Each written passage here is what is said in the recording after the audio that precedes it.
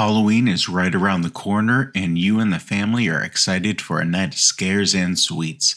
To make sure you're ready for the big night, I spoke with Officer Jingris of the Guilford Police Department on how to keep both your children and yourselves safe this All Hallows Eve. And if you are a homeowner or a driver, I also have some tips on how to prepare for the big night. So first thing I'll do is talk about costumes.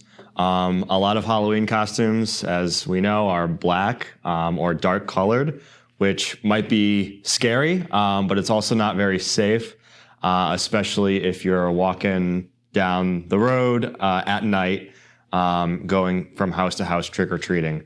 So one thing I would recommend is try and stick away, or have parents try to stick away from dark or black Halloween costumes.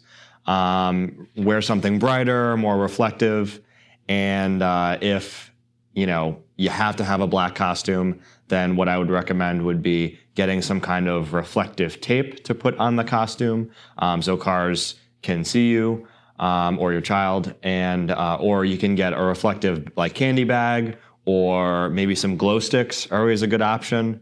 Definitely have a flashlight. Have every trick-or-treater have their own flashlight, so that way, the trick-or-treater can see where they're going, and then also so cars can see them. So that would be my recommendation as far as the costume choice. Also, make sure you wear good shoes, so you don't want to be tripping over yourself or falling over when you're running from house to house. So wear good footwear, because you're going to be doing a lot of walking, right? Wear something reflective, light colored if possible. Have your flashlight. Make sure your costume is flame resistant. I mean, probably the likelihood of your costume catching on fire is probably pretty low, but still you want something that is flame resistant, and costumes should actually say on the label if they're flame resistant or not. And then also make sure your costumes aren't so long that you're tripping over them, right? So if you have like a cape or a cloak or a dress, something that's going to drag on the ground, you might want to just try and secure that up a little bit so you're not tripping over the costume.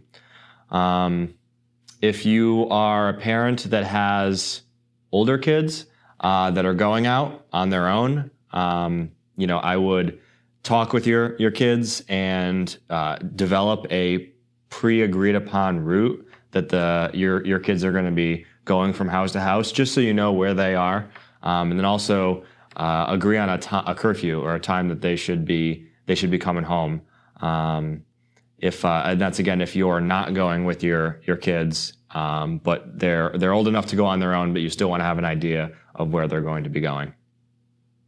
If you have younger children, so I would mean I guess under 12, I'd say you should really be accompanying your kids. Not necessarily that you have to walk up to the door with them at every house, but certainly you should be walking with them, maybe stand out on the sidewalk while they go up to each house.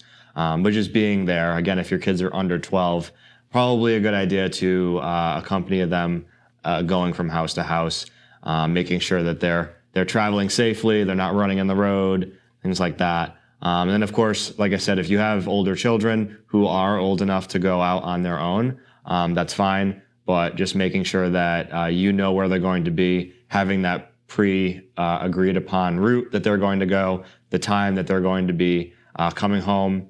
And then if you do use any apps like, Find My Friends or Life360 to track their location, that's always a good thing to do too, just to make sure that they're doing okay.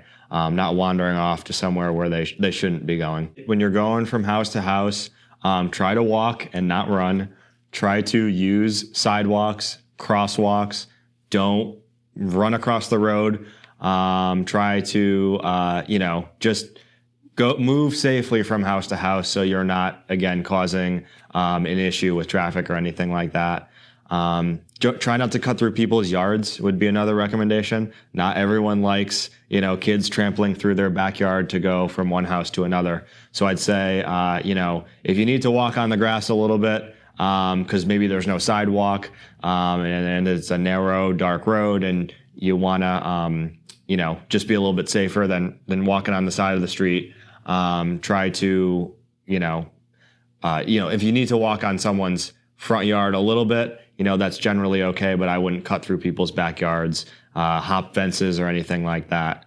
And then going along just with the sidewalks, some roads in Guilford, unfortunately, just don't have sidewalks. Actually, a good amount of them don't have sidewalks. So if you are traveling on those roads, you're walking on those roads, just make sure you stay to the extreme side of the road, right next to the curb. Walk in a single file line rather than a big group, a couple people wide, and try to walk against traffic, so you can see those cars coming.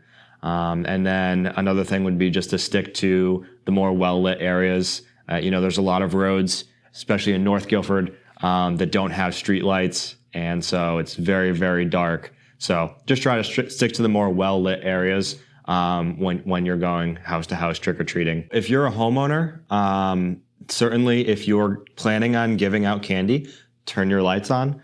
Right, so that's kind of the universal signal to everyone else that's trick-or-treating, all the kids, that's a safe house to go to. You're participating in trick-or-treating. So make sure your porch lights are on if you are planning to give out candy. Making sure all your exterior lights are on, as many as you have. Making sure your driveway and your walkways are well lit and also clear of objects. So don't leave like hoses and extension cords and toys all over the yard or in the walkway where a kid could possibly trip on those. Try and clean up your yard a little bit so there's no tripping hazards. Maybe if your walkway, your front walkway is covered with leaves, if they become wet, they could be slippery. So try and maybe sweep the leaves off of the walkway. Just make sure that all the kids coming to your house are going to have a clear and safe path to get to your front door. And then if you're not participating in trick-or-treating, you're not going to be home, or you just don't feel like spending the money on the candy or whatever it may be. Maybe you go to bed early, and you don't want to wait up for the trick-or-treaters, then just turn your lights off, right? So that's kind of the universal signal that that person is not giving out candy, so we're going to skip that house. Just one more tip for homeowners that I wanted to add was, if you do have a pet, like a dog, namely, just make sure your dog is secured so the dog is not going out into the yard and jumping on or biting any of the trick-or-treaters that might come onto your property. So that would be my recommendations for homeowners. As far as for drivers on the road, right? So obviously, if you're driving on Halloween, be super extra cautious. You should always be cautious when you're driving in neighborhoods, but specifically on Halloween, that there's going to be many, many kids out going from house to house. Yes, we encourage the kids to use sidewalks and walk and not run across the street and use crosswalks and all that. But they are kids. Sometimes they get excited. So just be super extra cautious when you're driving, especially, again, in those residential neighborhoods, because you never know where a kid is going to dart out from, right? From in between cars or around a corner, wherever it may be. Certainly don't drive distracted. So don't do that in general, but certainly on Halloween, don't be on your phone, don't be on your radio, your GPS, or whatever it might be. Pay really close attention, slow it down a little bit, keep to the speed limit or even less if needed. And just try and be the best driver that you can be on Halloween night. Because again, there are going to be a lot of kids out, families out, and you don't want to have, we don't want to have an accident. So, and then the last thing I would say was just, turn your headlights on maybe a little bit earlier in the evening. So like kind of prime trick-or-treating hours are going to be from 5:30 to 9:30. So, maybe just turn your headlights on a little bit earlier than you normally would, just to make sure that your car is super visible to the kids that are out. And again, especially during those 5:30 to 9:30 hours, just be super cautious of your surroundings and people, kids that might be in the road or near the road. The likelihood of someone tampering with a child's Halloween candy is probably pretty low, but still it's a good idea once your child gets home and they dump out all their candy onto the floor and are looking through it. Just make sure quickly that there's no candy that's unwrapped or the wrapper is broken or ripped. Make sure there's nothing suspicious in their mixed in with their candy. If something looks to be spoiled or expired, throw it out. Or again, if the wrapper's opened, throw it out. It's not worth it. And try to stick to the factory made and sealed candy and treats rather than, homemade stuff, which homemade stuff is great. But sometimes you just don't know, how that food was prepared. So it's just safer to stick to just the pre-packaged candy.